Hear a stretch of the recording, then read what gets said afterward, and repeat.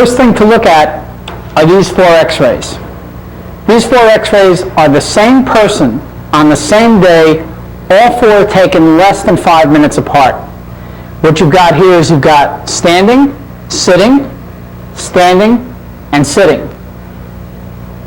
If we had an x-ray machine here, the patient position shooting this way would be breathe in, breathe out, relax, and let your body slump. Click, we take the picture, we have the front view. Change the film, turn the body this way. Remember, we're shooting this way. Arms like this, breathe in, breathe out, relax, let your body slump. And now we have the standing side view. Then we sit them down on a chair. Legs are parallel, they're on the ground. It's actually a flat stool, all right, not a chair. And we go breathe in, breathe out, relax, and let your body slump. And now we have this picture. You can see the chair here. You can see the little staples in the upholstery. Then we turn them sideways. Breathe in, breathe out, relax, let your body slump. And then we have the sitting side view. So these 4 films are all taken, actually not too much time different than that, except for changing the cassettes. You know how they do that in the x-ray thing. So it takes about 4 minutes, maybe a little bit less. Now, if you've been to a chiropractor, or if you've been to some medical doctors or osteopaths, they'll tell you things like, if you take a look at this particular picture here, all right, now, if you just get these 2, you take a side view of the neck. Now, before we go on, let me show you what that's supposed to look like in a normal.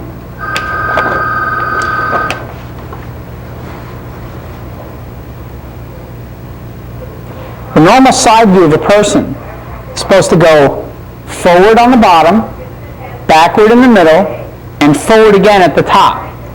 All right? We'll give you another close-up view of this later. It's forward, backward, and forward. So, when we go over to the x-rays, what we have here is forward, backward, but over here is too straight. All right? This particular thing looks very straight, except for the first vertebrae up here on top, or the second one, which is going backwards. This is very flat. And a lot of times people will tell you you've got too flat a spine there and it's got to be adjusted so we can get it to normal. On the other hand, this film, which is just the same guy relaxing and taken less than 5 minutes later, when he sits down and relaxes, this actually goes forward and you have a curve in here which is pretty much normal. Now, yeah, the guy's head's forward and there's a lot of technical things that doctors would say, but the basic is that if we just took this picture above here, you would think this neck was configured just about perfectly.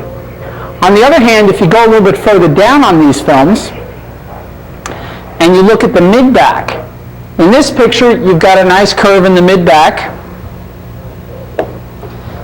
just like you have here, where the mid-back comes back and curves. Let me show you that again. Right in the middle here, in the mid-back, where that comes back here and curves. Right?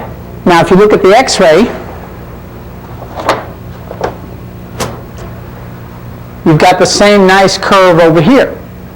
But when the guy sits down, now it's flat. All right? I don't know how well you can see this on the video, but what you have is you have a flat spot here, an abrupt bend, and another flat spot on top of it. So what you've got is you've got it shifting back and forth on these 2 pictures. On the standing picture, it's normal down here and flat up here. On the sitting picture, it's normal up here and flat down here.